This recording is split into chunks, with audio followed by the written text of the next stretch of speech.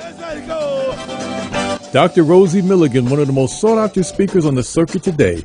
Her live internet talk show, Express Yourself, is the most provocative, thought-provoking, and talked-about radio show on the internet. There's no holds barred, and Dr. Milligan puts the B in bold. She brings it every Tuesday live at 10 a.m. Pacific and 1 p.m. Eastern Standard Time. Dr. Rosie has been proclaimed the most provocative female writer of the century. Her books include Satisfying the Black Man and Black Woman Sexually Made Simple, Why Black Men Choose White Women, and the book Nigga Please. These books have raised eyebrows across the country.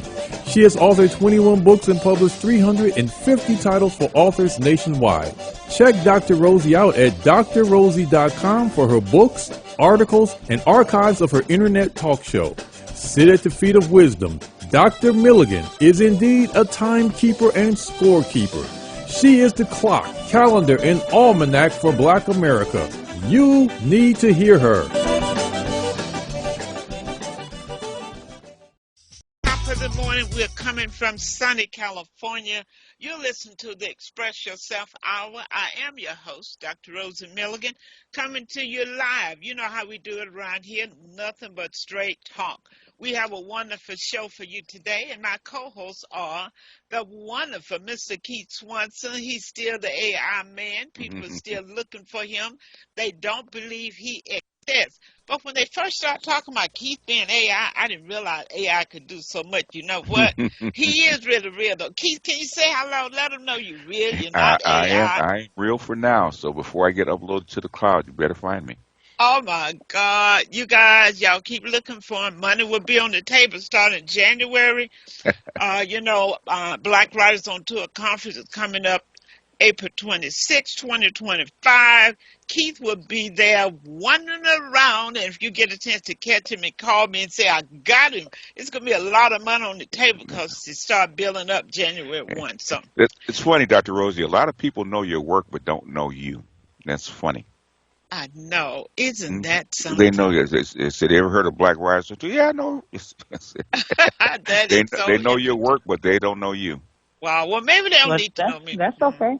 That's okay. That's okay.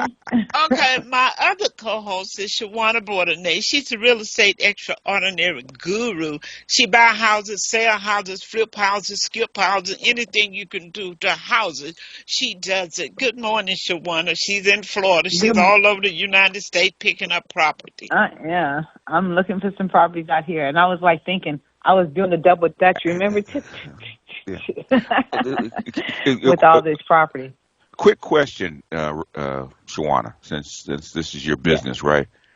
What do you think, what's going to happen since the two hurricanes that come through Florida and all damaged all these homes and stuff like that? What is going to happen to the real estate prices and stuff like that? What's your feel? Well, I don't really feel that the hurricane is going to destroy the prices. I think the prices are going to reflect the changes in all these different programs that they have coming available. They are trying to push the market back. I mean, they're doing everything they possibly can to push the market back and make sure we own nothing by 2030. I think that's the goal.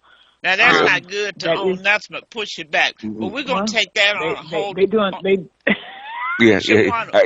we're going to take that. Okay, I was just because I think 200,000 homes just got damaged. She said, there's 200,000 homes, but there's homes all over across the country that definitely will reflect the inflation, the recession that we're going to be having. I mean, we're really getting ready to get. Okay, you guys, right. We're going to pick that up on another show. I have a guest coming on here with me today. I like to talk to my experts. I get a chance. I know we need to do a whole show on that. But you guys, today we have an excellent show. Listen what it says. Is America, you're going to like this one, is America already in debtor's prison? And its citizen too.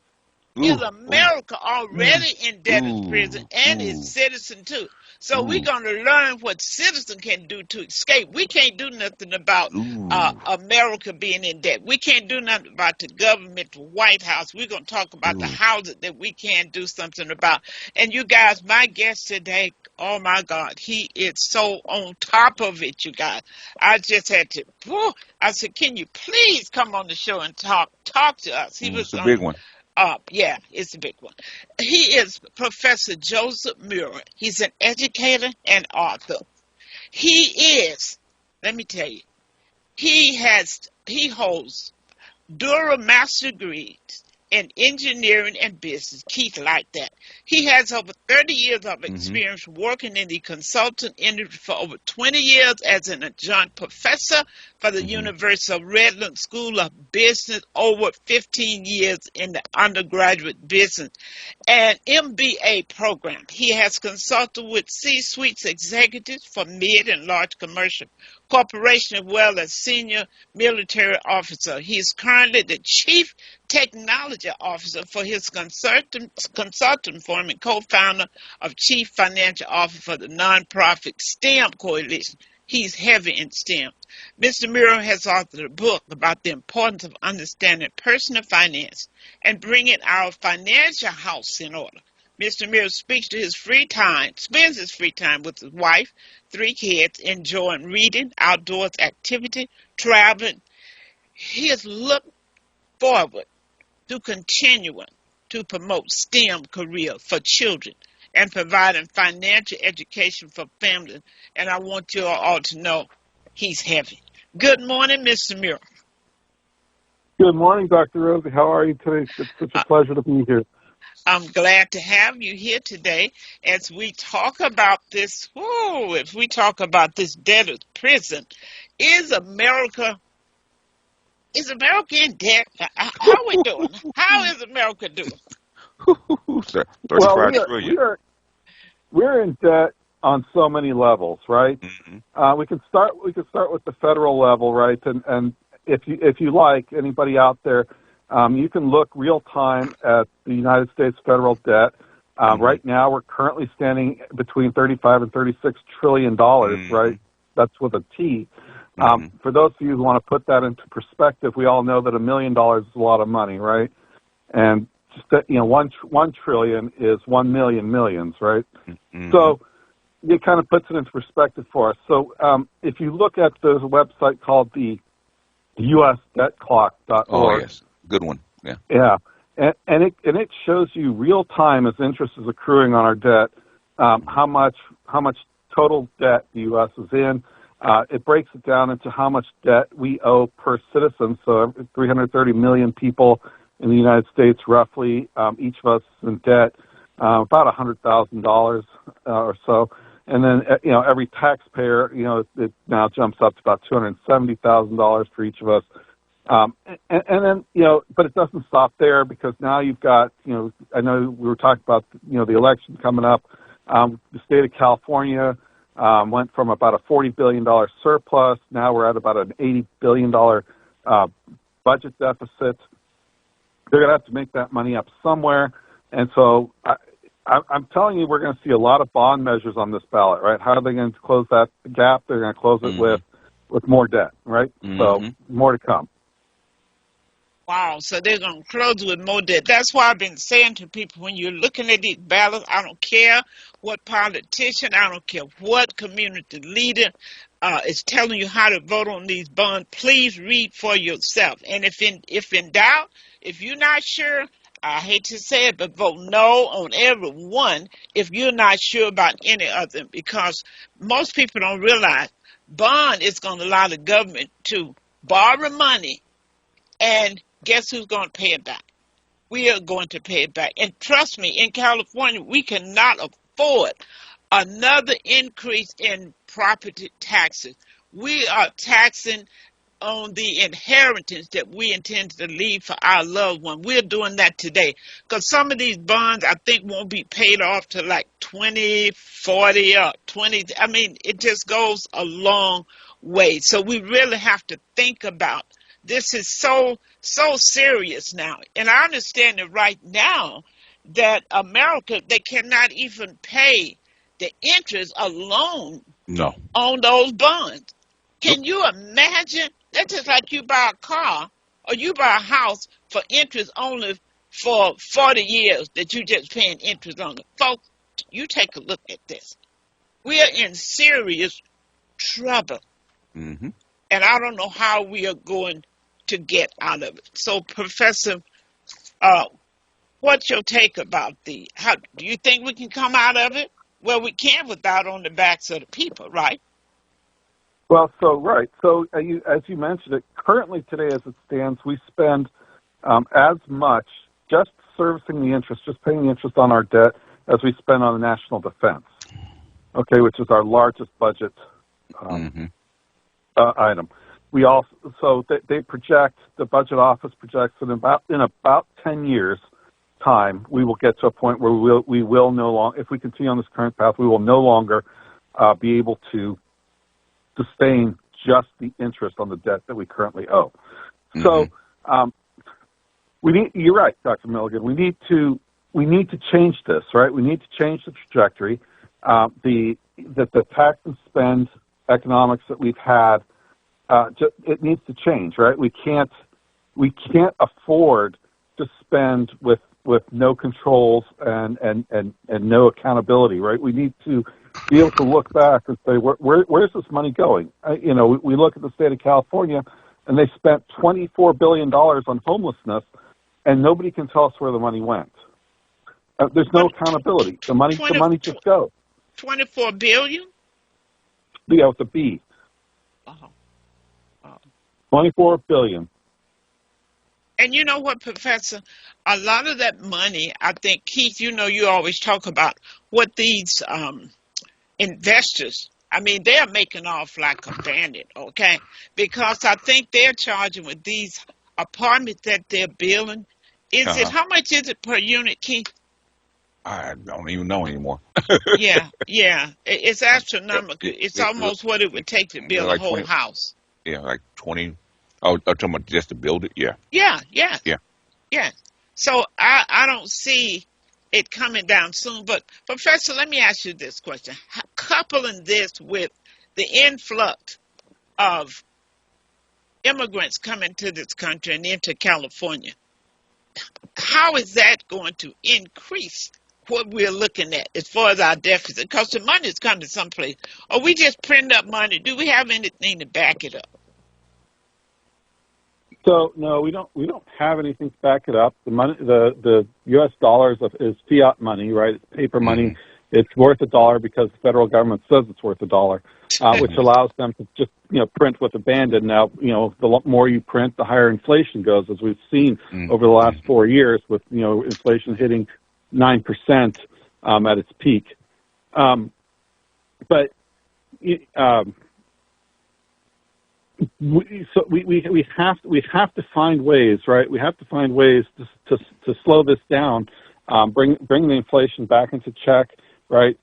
Stop printing all this money, and looking for ways to be accountable in how we spend it, and looking for ways to spend money on the things we need. As we bring more people in, you're now going to have more people on social programs. You're now going to have more people taking up seats in schools, okay? Yeah. So we're going to be paying for more students in schools. We're going to have more people in hospitals, right? So our hospitals, and a lot of these people won't have insurances, so they're going to be taking up beds in hospitals. Our hospital system is already overcrowded. We do not have enough doctors in the United States for the current population. And all these things are going to get taxed, right? They're going to consume our resources. We have just looking at the metropolitan areas in LA County, looking at things like fresh water and electricity. We've been under drought in Southern California for a long time. I know the recent rains have kind of helped that a little bit in the near term, but fresh water is running out, especially on the planet. They say we have about 20 years left of fresh water. We've seen brownouts from our electrical grid because we don't have enough we're not building enough power plants in California because of the pollution, right? So we can't support the electrical needs currently, and especially as temperatures rise and more air conditioners are being put into effect. but yet we're going to have more people who are going to require more of these resources, and quite frankly, we need the money to build the infrastructure, put it into the infrastructure to accommodate all of this.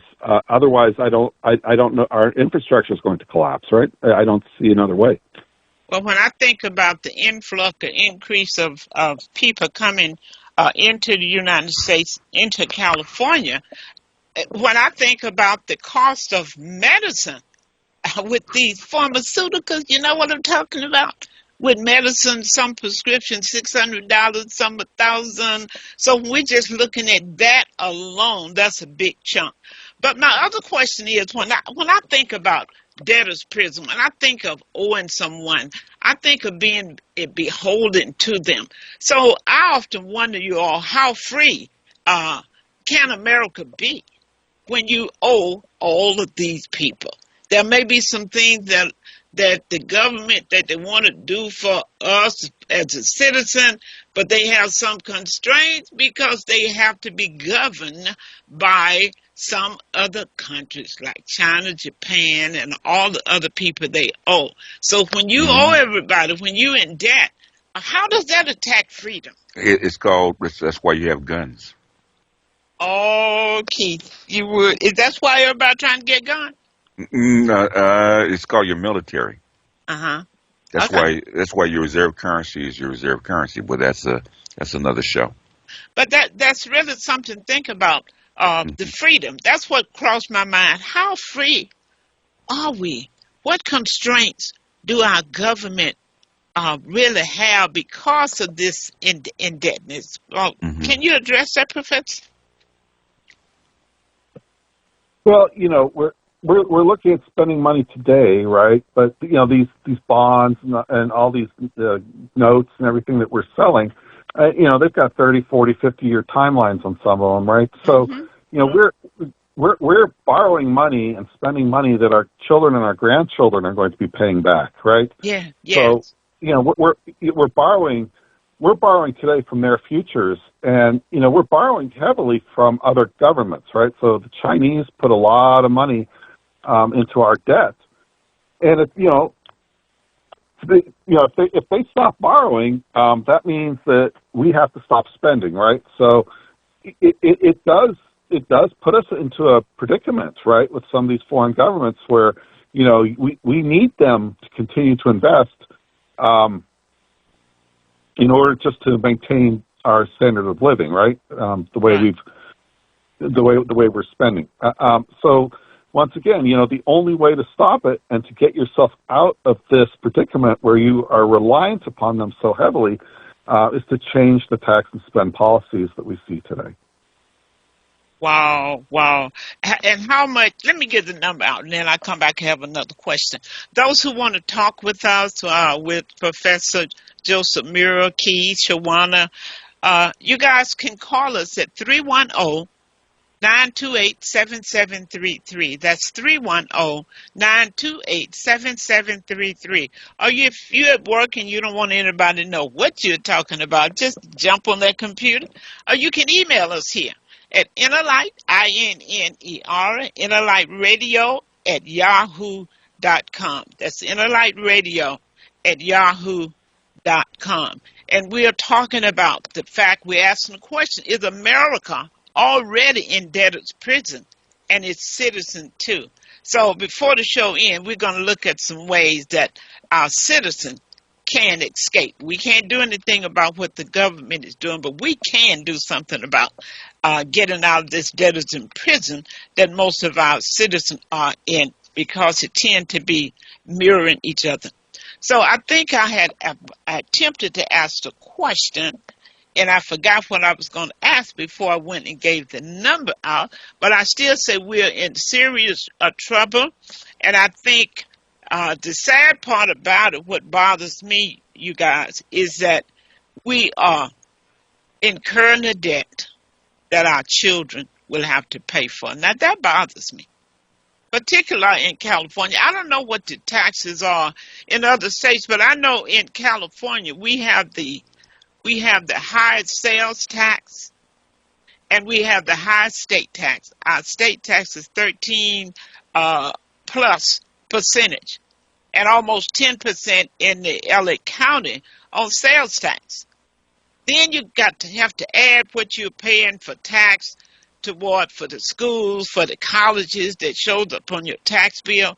So, I mean, insurance companies pulling out, so your insurance cost is rising. Where are we going with this? Would we be working for nothing? I mean, I don't know. You guys talk to me. I'm confused. Yeah, we work. Basically, it's really a hard thing. Basically, if you listen to David Schweikert, which is he's actually a Republican congressman out of Arizona, he actually talks about this like every month. And within 5 years, it won't be just our children; it will also be our seniors. In fact, senior homelessness is rising almost as fast as black female homelessness, as far as as far as rate. And what he's saying is, in 5 years, you're going to have to start cutting Social Security checks for people, because the Social Security fund will be exhausted by, I think it's at 2034. It's going to be exhausted, and you're going to have to find money just to cut these checks. So then we're looking at, if that takes place, Keith, we're looking at whatever that year is, we're looking at more homeless senior citizens, because most people know Social Security is not cutting it for anybody. So the thing is, with the rise in inflation rate that you had over the past 2 years, and the rise in cost of housing, and basically your Social Security is not rising fast enough to actually cover all this kind of stuff. That's like we're having a lot of homeless seniors now. So it's already hitting you. It's just going to, unless something's done, it's going to get worse. You're right, because if seniors are living in houses where if someone sells their property and they have to move, no, they cannot right now go find another place to live. Yeah, and that's real. Or they're living with somebody who's on the brink of foreclosure. They can't afford to pay their insurance and their homes, because with rising interest rates and the debt and stuff like that, your insurance rates are actually going up. So your insurance, but also your taxes. So it's one big mess that's going to need to be sorted out. So if you're thinking that if you're an older person and this stuff is going to be passed on to your children, you won't see it, think again. Because you got, and Schweikert said you got 5 years to figure this out. Right. Professor, do you see us having another real estate bubble like we had in 2008? Because something is going to have to somehow force this property rate, real estate, to come down. Well, normally I would have said yes, right? Normally I would have said that, hey, given the inflation and how much things went up, and given that the mortgage rates went up so much, that we should have seen a decrease in housing prices. That didn't happen. And I think there are a couple of things at play here. One is we're going to see a lot more people. We were talking about the seniors a minute ago. We're going to see a lot more even of the working class, because our income is not rising at the same rate as inflation. And what we're seeing, especially with things like utilities, power, water, gas, right? All these utilities are going up. The state of California is driving both Chevron and Mobil out of the state. They are going to stop drilling in California. There are refineries that are closing in California. They will no longer be refining oil to gasoline. If we don't drill for oil in-state, that means we need to bring oil in from offshore somewhere. We can't, because we have a special blend, we cannot import oil from Nevada and Arizona. They don't refine our blend of oil, or of gasoline, pardon me. So, and they're trying to put in new taxes, right? Increase taxes on gas yet again. So, we're going to start seeing gases going up $7, $8, $10, $12 a gallon in the state of California. So, if we're talking about not being able to afford it, that's one. Two, we're seeing large numbers of corporations and billionaires buying up entire communities of homes, fixing them and turning them into rentals. And I think a lot of the investors have had a major impact on the housing prices not having fallen over the last few years, in that I would have expected the prices to fall. However, I think a lot of these investors have come in, swooped up large numbers of homes in a variety of communities, and they're just, and they don't, they'll turn around, they'll rent them for twice the market rate because they're not, they're interested in making money, right? So. Yeah, so low on supply, supply and demand. Yeah, absolutely. So, Keith, I think you mentioned that once before. You were saying how the investors and banks, that there's no shortage of housing. We're talking about how many houses we need to build. I mentioned that to you the other day, and you said we have plenty of houses, but they're scooped up by the banks and the investors. The thing is, for the population growth, okay, you have like a 5 million house shortfall already, right? That's before you add in the migrants that have come across the border over the past couple of years. That's before, because you had I think it's like 7 million migrants that have crossed the border in the last couple of years. So now you're down like 7 or 8 million housing units, right? And the thing is that what's really causing the rates to really rise is because you have BlackRock and these other what they call firms actually buying up houses. I think one out of every 5, or maybe 1 out of every 4 single family homes is owned by equity firm. And I know there's bills, there's legislation. Wait, Keith. 1 out of every 5? It used to be 1 out of every 5. I think it's up to 1 out of every 4. In fact, there was an article I saw that the equity firms are actually buying up what they call trailer park homes. Okay. Is because they're running out of things to buy. So I think it used to be 1 out of every 5. That was like 2 years ago or so. I think it's now 1 out of every 4 homes, single family homes, actually owned by equity firm. So now hold that point. Now that is taking place where you have equity fund investors who are buying up all these properties. Then I'm gonna have to I think we really gonna have to take a deep dive look into, I believe it's Proposition 33. Okay, because if it comes to the point that there is no rent control, when you're dealing with single houses, condos, and townhouses, then that means you can charge whatever you want to.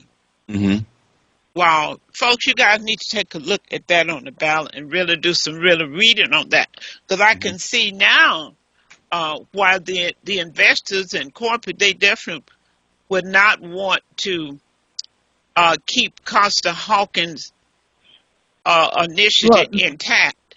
Yeah. Do you all have any input about that? The reason why, I have some input about that. The reason why they don't want to. The reason why they don't want us to be able to raise properties, rents and things like that, is because they're trying to stop single family houses and houses built after 1978 from being able to increase their rents. What happens is a lot of investors, when they purchase the properties with very low rents. And they want to purchase it because they want to tear it down and build more units there. So the government does subsidize a certain portion of whatever they're building. You have to build a certain amount. They're not subsidizing me. They're not subsidizing my building. Well, because you have to build. You have to build in order to do that. Okay, go ahead. So what they're doing is they're building apartment buildings on like a 3-unit building. So what they're going to be doing is they're going to stop you as an owner, as an investor coming in to buy this 3-unit building from tearing it down because it's now under rent control. So now if you decide you're going to tear it down, you have to wait 2-3 years. So what's going to happen? Our economy is going to get totally screwed by worrying about rent control, because there was never any rent control on buildings after 1978 or single-family homes. But the minute you start to have someone telling you you can't do this and you can't do that, is going to stop our economy from booming. You have to keep the economy booming in order to keep everything alive, and they're trying to destroy it one at a time. And I'm totally against Prop 33. So what are you Prop voting 33? On? What are you I'm saying? voting. Yes. I'm voting no on Prop 33 because I want to keep. I don't want to have any type of control. If you buy a building and you want to build it after 1978, you should be able to charge whichever rent you want to be able to charge. And if you can't charge that, what they're going to do is they're going to affect the whole rental market. Now you're going to have people moving out. You're going to keep the rents the exact same amount. And let's say, for instance, the homeowner never raised the rent ever. If they never raised it $700, excuse me, they've been paying $700 forever. And the homeowner never paid. Now you sell the building, you can't sell it except for what it's worth. Before you could say, well, no, if you tear down the building, you can sell it. You can do this and you can do that. But if you can't do that, what's going to give it the increase? What's going to give it the value? There's not going to be any value. So the property values will go down. You'll see more trash all on the streets. The places will be crazy, and it will not be a nice place. So you're voting no on 33. Yeah. It doesn't sound like a well thought out bill. 33 seemed like one of the worst issues on the ballot for right now, folks. It's one of the worst. It's not well thought out. But there's a Senate bill called. But the thing is, Keith, is that they're going to use increasing the rents. Oh, no, you don't want to have the rent increase. But people don't realize how it's really going to affect. It's not just about the rents. It's about your building. Now your building is worthless, and now you can't, I'm not going to be encouraged to, if a tenant move out of my property, if they move out, I'm not going to be encouraged to. I just had a tenant move out, one bedroom I rent for $2,150. He just moved out. He had been paying $1,100 the whole time. Okay. If I can't raise it from the $1,100, why am I going to fix it up? Yeah. Okay.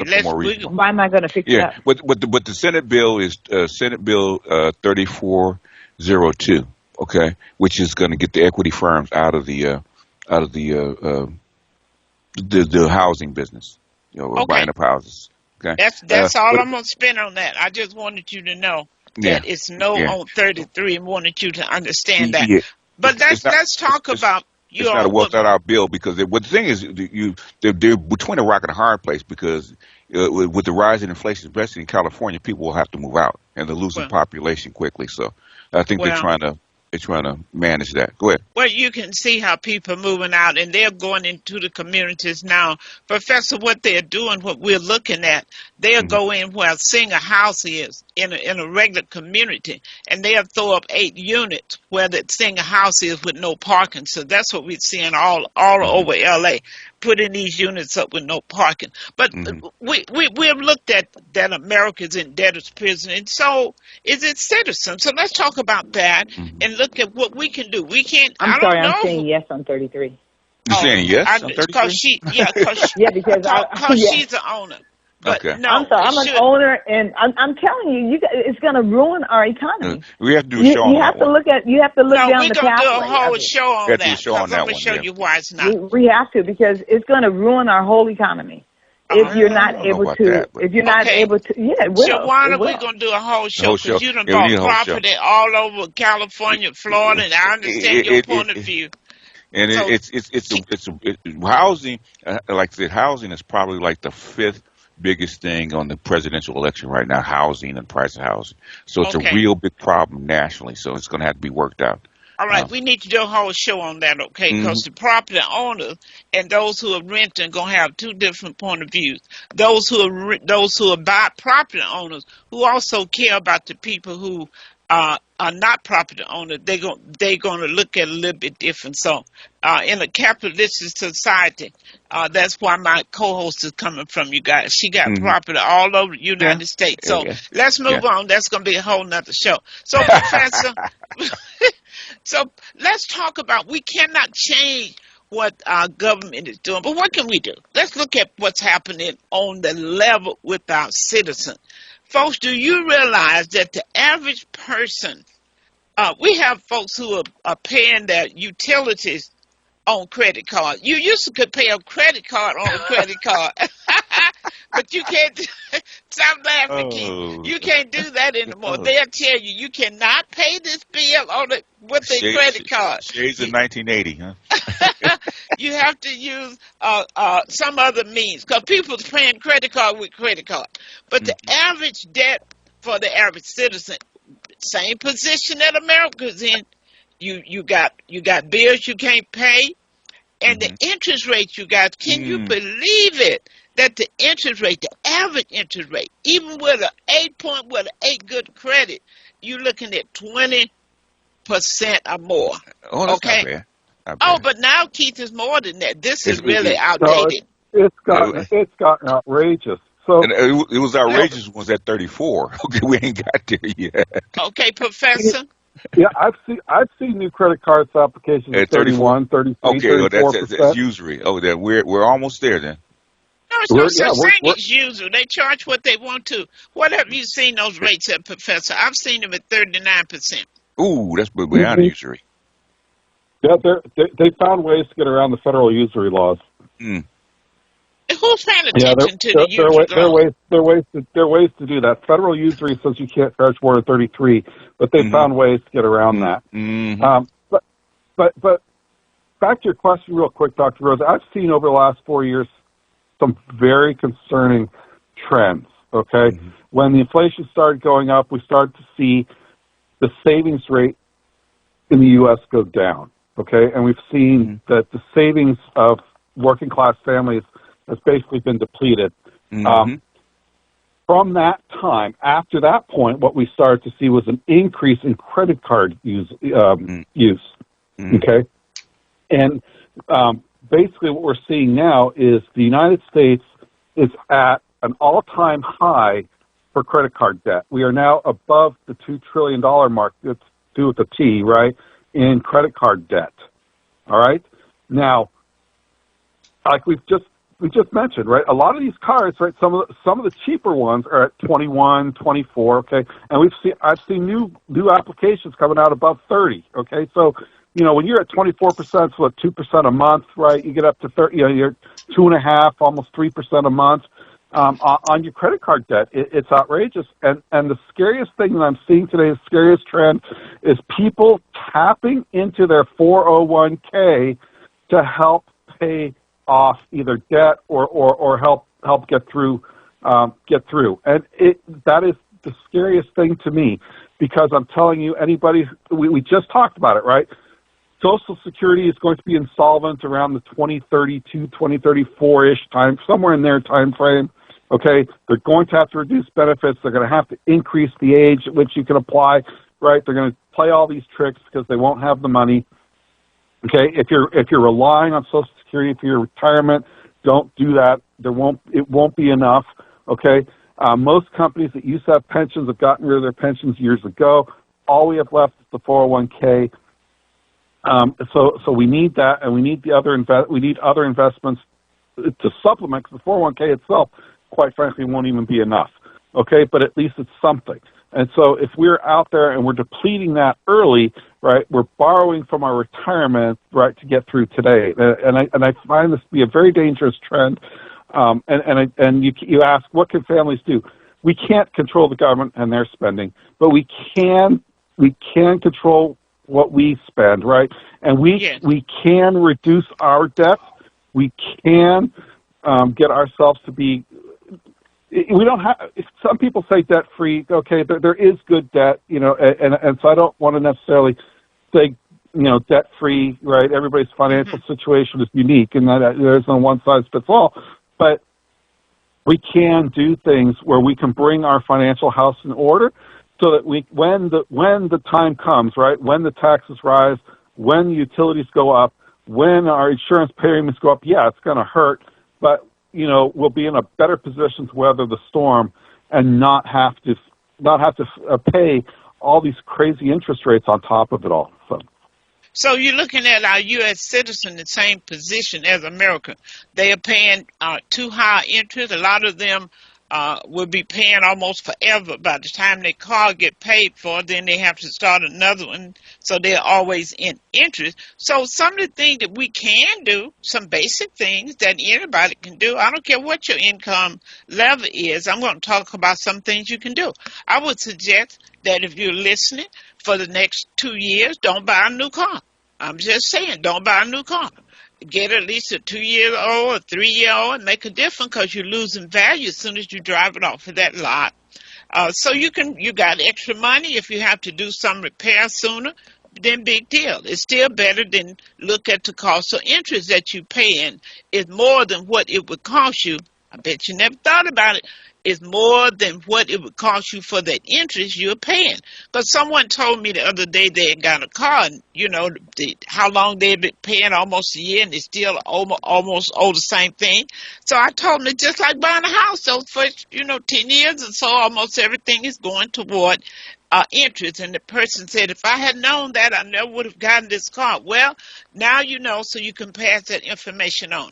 I think it's important that you pay down debt. I know what you're going to say. Well, how can I pay it down? I'm barely making it. I got the answer for you. Start cooking at home. Start cooking at home. I cook at home. It doesn't take anybody. The slowest person in the world can prepare breakfast in 30 minutes. That including if you are a meat eater, okay?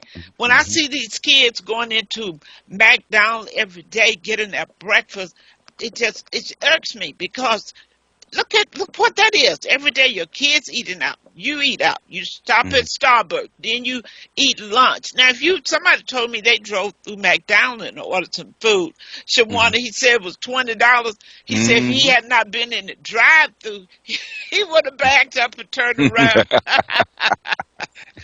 But I'm just saying, folks. So what can you do? I don't have enough money. I can't pay the debts. Yes, you can. You can save $2,000 a year in your kitchen. That's why I wrote the book, Getting Out of Debt Made Simple. Show people how to save money. How to save money is 75 ways to save money.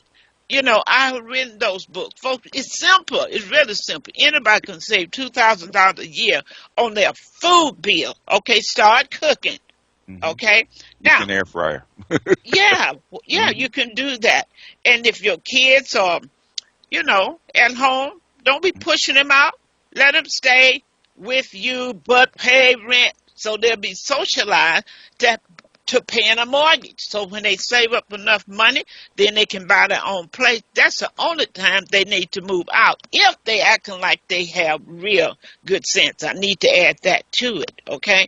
So start doing. Oh, I know these women be throwing rocks at me if I said start doing your own nail and get all that weave, get all the other folks' hair off your head. Don't write up here. Don't send me not one email, because they like to send me email, Professor, when I talk about things like this. Yeah, wear your own darn hair, okay? Wear what God gave you. You can do your own nail. Ain't nobody so I ain't gonna say dumb. But you can't do your own. Do what you have to do to get out of debtor's prison. It's important for people to have to go to work sick, can't hardly make it, but I gotta go because I gotta pay my rent. And you don't want to, if you get 1 month, get 2 months, it's hard for you to catch up. And guess what? When you call your neighbor, they're going to tell you to, girl, I don't have any money either, because they about in the same shape you in. So there's nobody for you to borrow from, but from the institution. But if you happen to have rich uncle, you have family member that's doing well, and if you're reliable, it's nothing wrong with asking your sister or someone to make you a loan at a low rate of interest. Okay, these are some things we can do. We can talk about it, but we need to be about it, and certainly these are some things. You guys may want to add some other things that you can add too, that the consumers can do, that the citizens can do to reduce that debt. We can't reduce the debt for America, but we sure can reduce ours. So what you guys take on that? Yeah. Basically, the first thing you do is start plugging the holes and control your spending. Like I said, like instead of going to McDonald's, buy the stuff, spend $70 on air fryer and have the kid throw the ingredients into an air fryer, cook it yourself, and it comes out in 10 minutes instead of going to McDonald's and spending $20. And that's simple stuff. Save time and money. Yeah, save time and money. Right, and also buying coffee. Coffee is like a really huge expense. I mean, get the coffee and make it yourself at home. When did it get where you can't make coffee at home? Really, I'm just looking there. I just thought about that. Yeah, isn't that something? Gen X. You have to go get an $8 cup of coffee or a $5 or $6 cup of coffee, and you get the little bread with it, and by the time you leave out of it, you spend $12. And what happened to thermos? Then that's why people used to buy the thermal containers so they could take that coffee. Oh yeah. Well, I think we have Yeah, something give on you a the little. board, and then I'm going to ask Professor if he has some ideas Oh, about it where is we no can on save. 33. It is It's no no on on 33. I am Uh-huh. voting no. I am Well, voting okay. no on I done 33. told you about. Make it your mind, Shawana. I done told you about I this changed dispute my in the mind. I went with elders. you guys. Thank you very much. Thank you very much, You're welcome. Professor. Let's see, Keith. What's on the board? Oh, Go ahead, Professor. what's on the board is private equity firms are buying up trailer parks and raising the price of the rent on the land that the mobile homes are sitting on. Yep. I said I'll see. Jamal will actually send you the article. Okay, I'm gonna come back to that, Professor. What are some of Yeah. your thoughts about ways that what we can do, citizen? We can't do nothing about what the government is doing because evidently they're not paying us any attention. They're not listening to us. If they were, we would not be in this shape. So what can we do? Can you add some other things that we can do? Absolutely. So we've already started off some good ideas, but it's all about how we can save money, and a lot of that has to do with basically getting back to where we do things ourselves for ourselves, right? We've unfortunately gotten into a habit where we like conveniences, and we're happy to pay for conveniences, right? And how many people have subscription services, multiple subscription services, where you're paying, and are you really using them, right? I mean, do you have a gym membership and you haven't gone in 6 months? Are you paying? I knew somebody who had a Netflix DVD account and had a couple DVDs that had sat at home for 6 months, right? I mean, they're not using it, they're not turning it in their discs, but they're paying for the service every month. Are we paying for delivery? Right? Are you having food delivered at home where it's expensive enough to buy the food, but then having it delivered to the house, there's a fee on top of now there's another fee on top of that. Cook at home, right? It takes out both of those fees, right?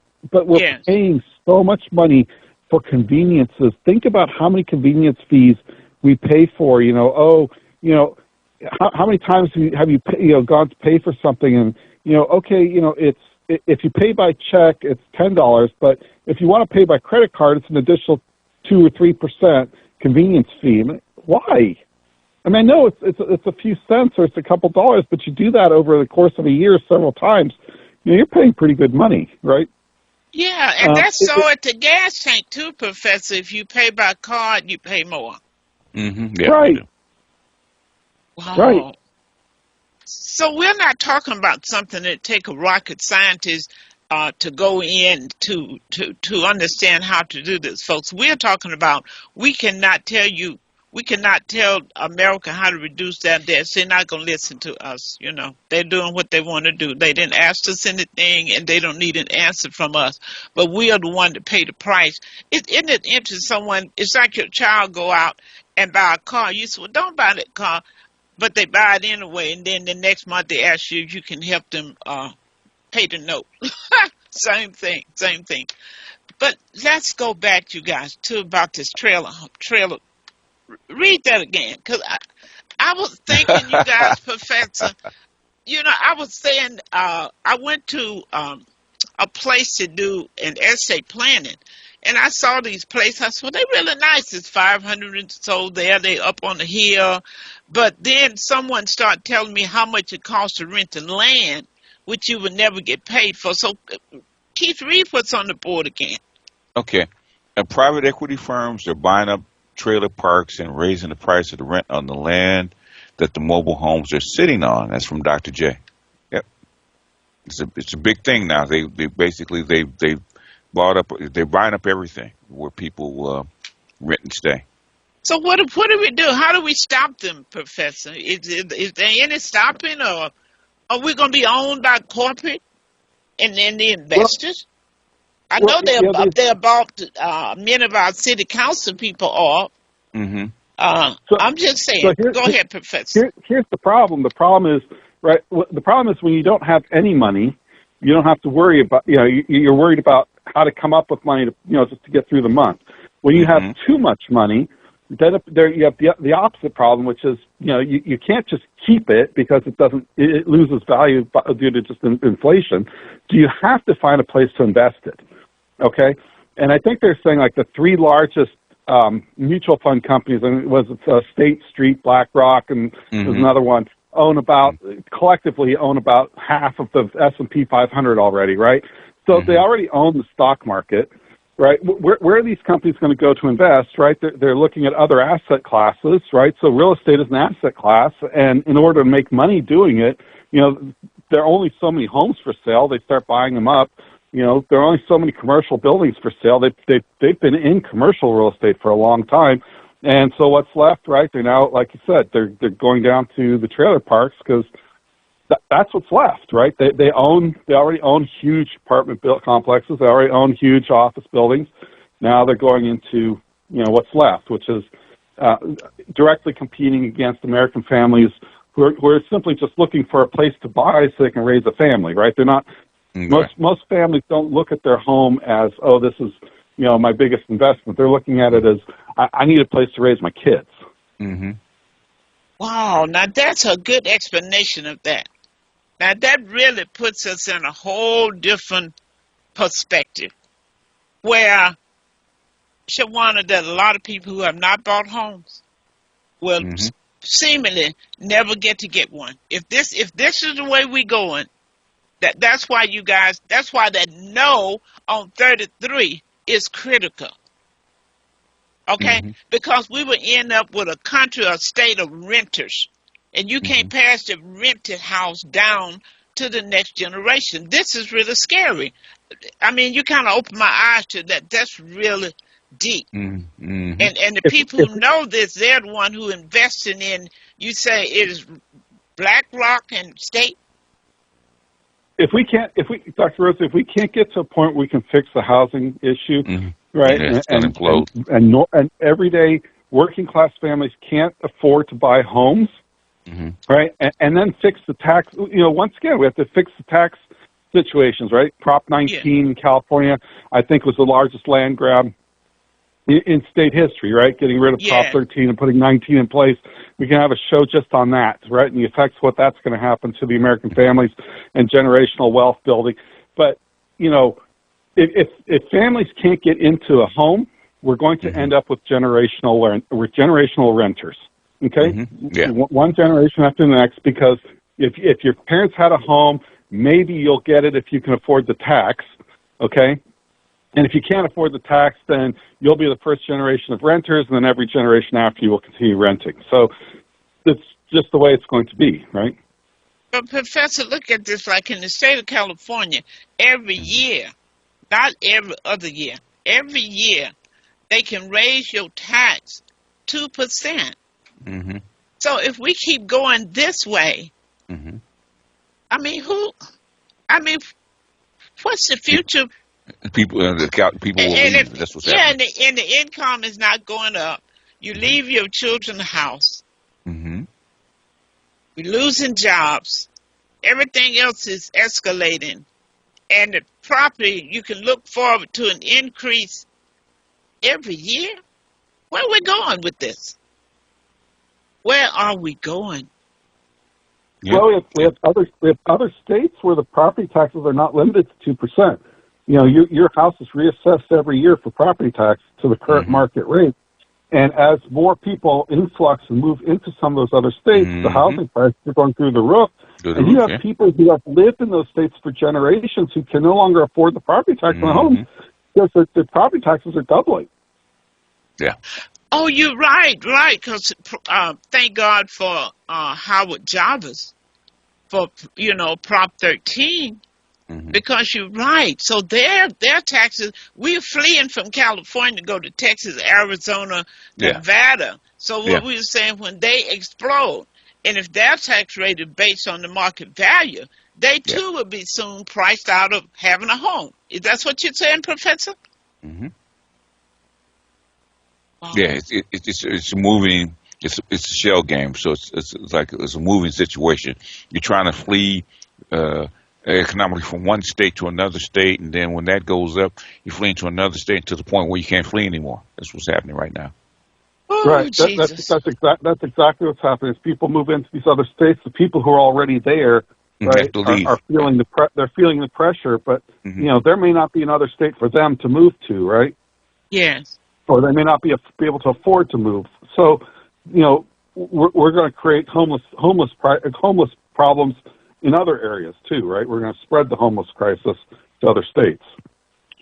Well, Professor, what I'm hearing right now, it's like there's no Not be able to afford to move. there's no solution. There's no end coming for homelessness. That's what I'm hearing. Am I misinterpreting something? Well, we've put money into the problem, right? State of California put $24 billion against homelessness, and we've seen. I have not seen the result of that investment, right? I don't think anybody has.